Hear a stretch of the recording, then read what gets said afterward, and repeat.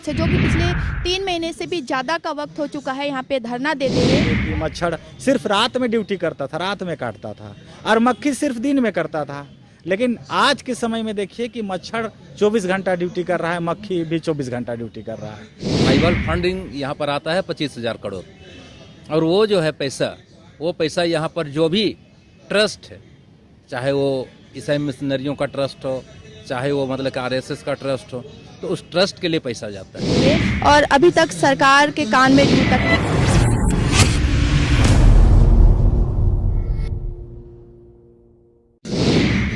नमस्कार, मैं अंशिका, झारखंड अब तक में आपका स्वागत है। और आज हम लोग राजभवन के समीप हैं और आज हम लोग बात करने वाले हैं टाना भक्तों से, जो कि पिछले 3 महीने से भी ज़्यादा का वक्त हो चुका है यहाँ पे धरना देते हुए, और अभी तक सरकार के कान में जू तक नहीं रहेंगी। आखिर क्या कारण है, क्या नहीं है, और आगे की जो इनकी रणनीति है क्या होगी, आइए बातचीत करते हैं।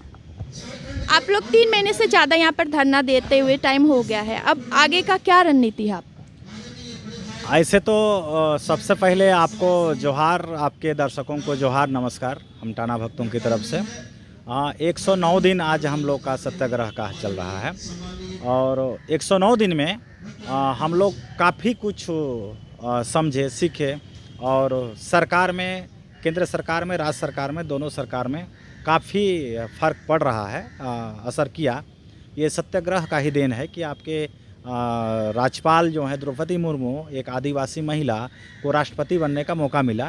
आपका सत्याग्रह का ही देन है कि पूजा सिंघल जैसे लोग जेल गए, और आपका सत्याग्रह का ही देन है कि कई यहाँ पे भ्रष्टाचार का, ED का, GD का, कई तरह के यहाँ पे जांच और ये चल रहे हैं। लेकिन ये सब सारा चीज़ हम आदिवासियों को आँख मिचौली हमारे साथ खेला जा रहा है। आप जो भी यहाँ पर देखे होंगे, कई तरह के मांग के लोग यहाँ पर आए हैं और आते रहते हैं, लेकिन ST का बात अगर आप कोई करता है तो उसको कोई फ़र्क नहीं पड़ता है। SC का बात करे तो भी कोई फ़र्क नहीं पड़ता है, और OBC समाज का बात करे तो भी फ़र्क नहीं पड़ता है। लेकिन आदिवासी की अधिकार की बात करें, खासकर संवैधानिक अधिकार का, तो बहुत ज़्यादा फ़र्क पड़ता है। इसी का रिएक्शन है आपका। वर्तमान में भी आप देख लीजिए ना कि राजेश कच्छप, विक्सल कोंगाड़ी, इरफान अंसारी, बंधु तिर्की जैसे कर्मठ जुझारू, और ये लोग संघर्ष करके आए थे, और ये लोग कहीं ना कहीं आदिवासियों की आवाज़ को मुखरतापूर्वक रखते थे, प्रमुख रूप से रखते थे, और विधानसभा में भी और बाहर में भी 5वीं अनुसूची की बात किए थे। तो ये इनके ऊपर जब किसी तरह का अगर कार्रवाई मनुवादियों के द्वारा हुआ, तो हम समझते हैं कि आदिवासियों को दबाने के लिए, शोषित करने के लिए, इनकी अधिकार को समाप्त करने के लिए कोई प्रयास किया। हाँ, एक बात आपको और ये जानना पड़ेगा हमारे टाना भक्तों के द्वारा माध्यम से, कि मनुवादी सिर्फ ही एक राजनीतिक दल में नहीं है। सिर्फ भाजपा में लोग कहते हैं मनुवादी है, लेकिन ऐसा बात नहीं है। भाजपा, कांग्रेस, जेमे मासू, यानी कि भारत के जितने भी राजनीतिक दल हैं, सभी में मनुवादी इस तरह से प्रवेश कर गए हैं जैसे हर जगह मच्छर और मक्खी फैल गए हैं। और इनका ड्यूटी जो है, पहले के समय में आप जानते थे होंगे कि मच्छर सिर्फ रात में ड्यूटी करता था, रात में काटता था, और मक्खी सिर्फ दिन में करता था। लेकिन आज के समय में देखिए कि मच्छर 24 घंटा ड्यूटी कर रहा है, मक्खी भी 24 घंटा ड्यूटी कर रहा है। सेम टू सेम अभी लोगों को दिग्भ्रमित करने के उद्देश्य से, लोगों को एक इनका षड्यंत्र जो है नौकरशाहों का, मनुवादियों का, कि यहाँ के आदिवासियों को कैसे दबाना है, इसको देखने को बहुत मौका मिल रहा है। आप रांची में देख रहे होंगे कि अभी विधानसभा मैदान में भी कई ग्रुप के लोग आंदोलन करते हुए मिल रहे होंगे। यहाँ हमारे राजभवन में भी कई मांगों को लेके लोग ये कर रहे हैं। लेकिन सब में खास एक ही बात आपको मार्क करना पड़ेगा, किसी ने अपना पेट के लिए लड़ रहा होगा, किसी में एक व्यक्ति का जिंदाबादी हो रहा होगा।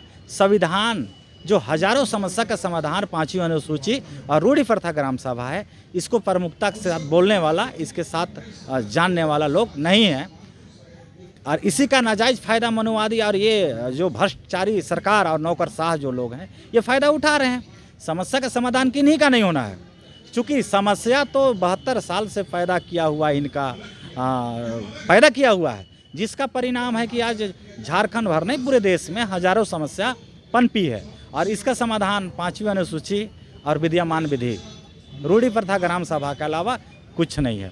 हाँ, एक बात और मैं बोलना चाहूँगा कि 5वीं अनुसूची को लोग जानते ज़रूर हैं, लेकिन विद्यमान विधि को नहीं जानते हैं। और इसके लिए लोगों को विद्यमान विधि को जानने के लिए हमारे साथ, हमारे पास राजभवन में टाना भक्तों के पास लोग आएंगे, उसी दिन लोगों का समस्या का समाधान भी हो जाएगा।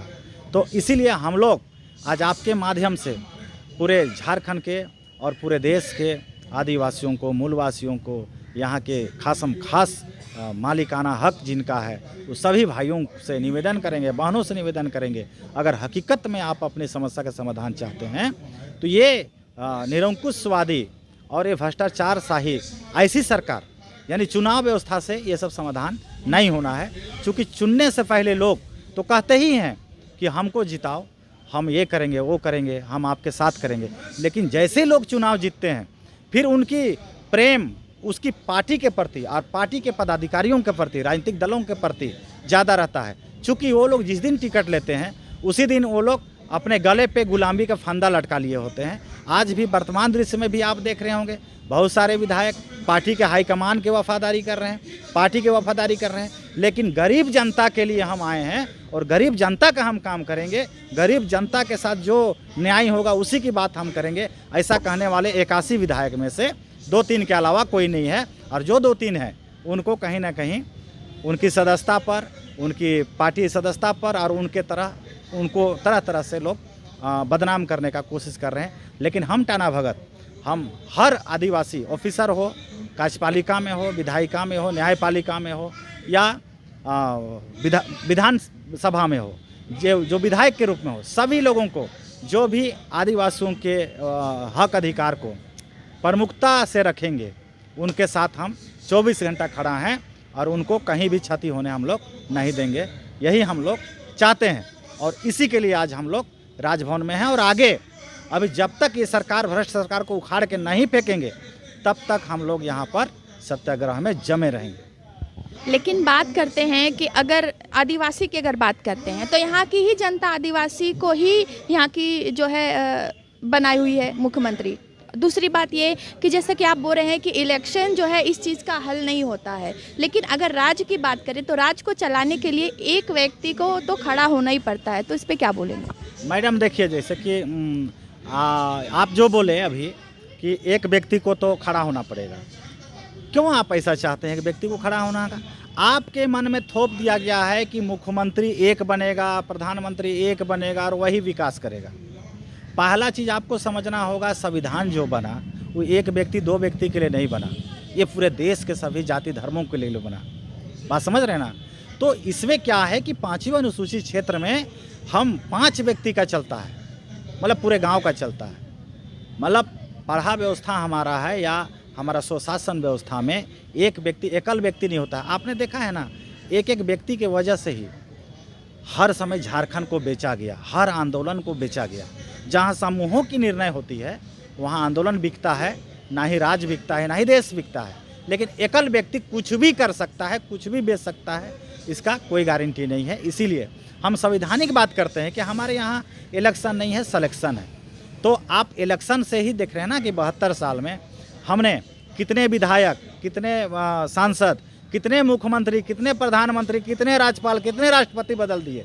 आदिवासी, ST, SC, OBC किसको नहीं रखा, जनरल को नहीं रखा, बड़े दिमाग वाले को नहीं रखा, बड़े पढ़े लिखे को नहीं रखा। किस वर्ग से लोग नहीं बने, लेकिन क्या किसी भी वर्ग के जो बने, क्या किसी भी वर्ग का समस्या का समाधान किए? क्या अगर समाधान किए तो आज गरीबी अमीरी के भेदभाव क्यों, आज शिक्षा त्रस्त क्यों, आज स्वास्थ्य त्रस्त क्यों, आज किसी भी सेक्टर में आप संतुष्ट हैं क्या? तो इसीलिए हमारा आप पूरा देश में संविधान का जो खुल्लम खुल्ला उल्लंघन हो रहा है, जिसका परिणाम है कि आज हजारों समस्या पैदा हुए हैं और संविधान का सुनियोजित तरीके से पालन होगा, अर्थात विद्यमान विधि को लागू किया जाएगा, तो आपको हजारों समस्या का समाधान ऑलरेडी हो जाएगा। तो इसको लागू करने के लिए जो है टाना भगत क्या कर रहे हैं, आप बताइए।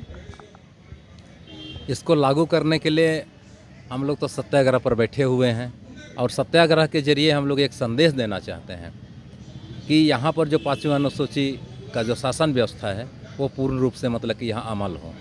और दरअसल बात है कि इसको अमल करने में लेट क्यों हो रहा है, इस पर भी एक नज़र डाला जाए कि यहाँ पर जो आदिवासी विकास के लिए ट्राइबल फंडिंग यहाँ पर आता है 25,000 करोड़। और वो जो है पैसा, वो पैसा यहाँ पर जो भी ट्रस्ट है, चाहे वो ईसाई मिशनरियों का ट्रस्ट हो, चाहे वो मतलब कि आरएसएस का ट्रस्ट हो, तो उस ट्रस्ट के लिए पैसा जाता है। और उसमें उस ट्रस्ट में हमारे आदिवासी कहीं ना कहीं इन्वॉल्व हैं, बड़े पद पर भी हैं, छोटे पद पर भी हैं। और वो ट्रस्ट नहीं चाहता है कि फंडिंग का पैसा डायरेक्ट, हालांकि उस पैसा को जो है कि इस क्षेत्र में जो निवास करने वाले आदिवासी हैं 5वीं अनुसूचित क्षेत्र में, उनके खाता में सीधी खाता में ही जाना है पैसा। लेकिन उसको जो यहाँ कई तरह के एनजीओ, कई तरह के ट्रस्ट ये बना लिए हैं ना, उसके चलते लोग जो हैं कह रहे हैं कि आज टाना भगत लोग जो है कि मतलब कि बेकार का मांग कर रहे हैं।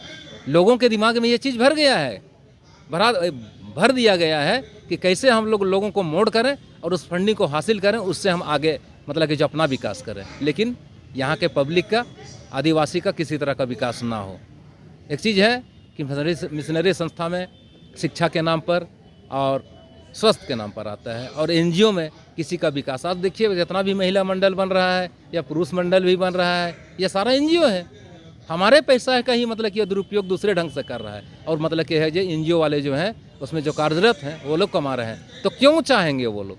तो इसी विषय पर हम लोग जो है यहाँ सबको जगाने के लिए ये जो है सत्याग्रह का लड़ाई हम लोग जो लड़ रहे हैं, यहाँ आंदोलन जो कर रहे हैं, इसको जब तक हम लोग पूर्ण रूप से धरातल पर अमल नहीं हो जाता है तब तक हम लोग सत्याग्रह पर बैठे रहेंगे, और आगे की जो लड़ाई हम लोग की है ये चलते रहेगी। यानी कि अनिश्चितकालीन अब चलते ही रहेगा। जी हाँ, आज मतलब कि 109 दिन हुआ ये अनिश्चितकालीन। इसको हम लोग एक जो टोपी है ना, इसको टोपी मत समझ लीजिए, कफन है। इसलिए हम लोग का जब तक मतलब कि संपूर्ण रूप से यहाँ अपना 5वीं अनुसूचित क्षेत्र में धरातल पर पूर्ण रूप से अमल नहीं किया जाएगा तब तक हम लोग सत्याग्रह करते ही रहेंगे। यही हमारा एक विचार है और रणनीति भी है। तो जैसा कि अभी आप देख रहे थे कि टाना भगतों के द्वारा जो अनिश्चितकालीन जो धरना प्रदर्शन चल रहा है, जब तक इनकी मांग पूरी नहीं होगी तब तक ये अपने धरना स्थल से नहीं उठेंगे, और ये अपने सर पे कफन बांध के चल पड़े हैं। और जब तक इनकी 5वीं अनुसूचित की यहाँ तक तय नहीं की जाती तब तक यहाँ से उठने वाले नहीं हैं। आगे देखने के लिए हमारे साथ बने रहे। मैं अंशिका, झारखंड अब तक।